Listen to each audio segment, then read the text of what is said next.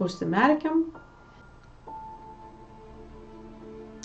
atsipalaiduok, pajus, kaip visas tavo kūnas atsipalaiduoja.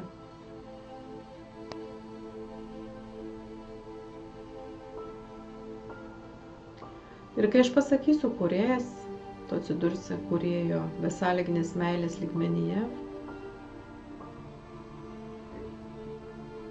Kūrėjas.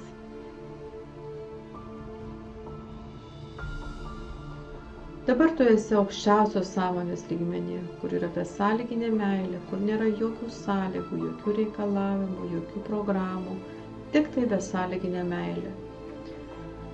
Tai yra visa informacija, yra tenai, ten yra ir pinigai, ir klestėjimas, visa tai ten yra. Tai reikia jį tai pasiimti. Tiesiog pajus, kaip tu stovi po besąlyginės meilės kriokliu, kaip liejasi per tave besąlyginė meilė ir kiekviena tavo kūno ląstelė priima tą informaciją, prisipildo ją.